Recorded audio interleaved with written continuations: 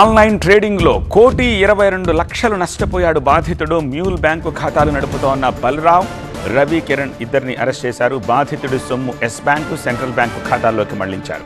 Yes bank ఖాతాకు దేశవ్యాప్తంగా 26 కేసులతో సంబంధం ఉంది.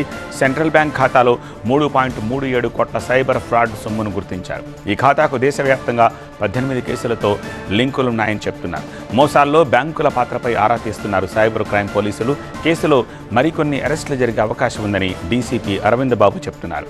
ఆన్లైన్ ట్రేడింగ్ పెట్టుబడులపై ప్రజలు అప్రమత్తంగా ఉండాలని హెచ్చరిస్తున్నారు. మరింత సమాచారం మా ప్రిన్సిపల్ కరెస్పాండెంట్ జ్యోతి అందిస్తారు.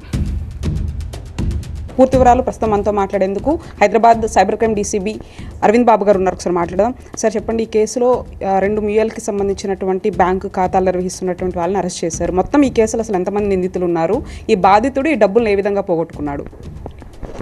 ఇది ట్రేడింగ్ ఫ్రాడ్, ట్రేడింగ్ సంబంధించిన ఫ్రాడ్. దీంట్లో విక్టిమ్కి బార్క్లేస్ అని చెప్పేసి ఒక ట్రేడింగ్ సంస్థ నుండి ఒక వాట్సాప్ మెసేజ్ వస్తుంది. ఆ వాట్సాప్ మెసేజ్ని ఇతను నమ్మి వాళ్ళతో కాంటాక్ట్ చేయడం, వాళ్ళు చెప్పిన మాటలు వినటము, దాని ద్వారా ఇతను ఇన్వెస్ట్మెంట్ అని చెప్పేసి దాదాపు 1.2 CR వాళ్ళకి ట్రాన్స్ఫర్ చేయడం జరిగింది. So this is the case.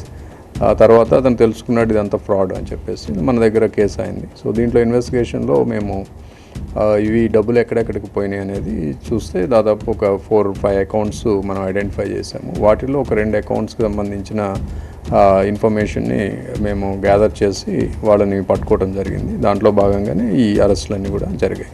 అంటే ఈ హోల్డర్స్ ఎవరైతే అంటే నిర్వహిస్తున్నటువంటి వాళ్ళు ఈ ఇద్దరేనా సార్, ఇంకా వేరే వాళ్ళు కూడా ఉన్నారా? ఈ మీరు ఐడెంటిఫై చేసినటువంటి బ్యాంక్స్లో ఎంతవరకు డబ్బులు జమ అయి ఉన్నాయి?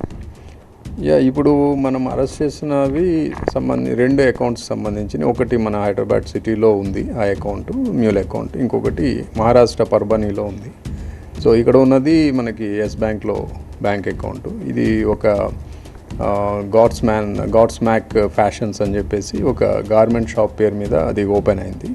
అక్కడ పర్బనీలో ఉన్న అకౌంట్ అది సెంట్రల్ బ్యాంక్లో ఉంది. అది ఒక బుద్ధిస్ట్ నిధి అని చెప్పేసి ఒక ఆర్గనైజేషన్ పేరు మీద అది రిజిస్టర్ అయింది.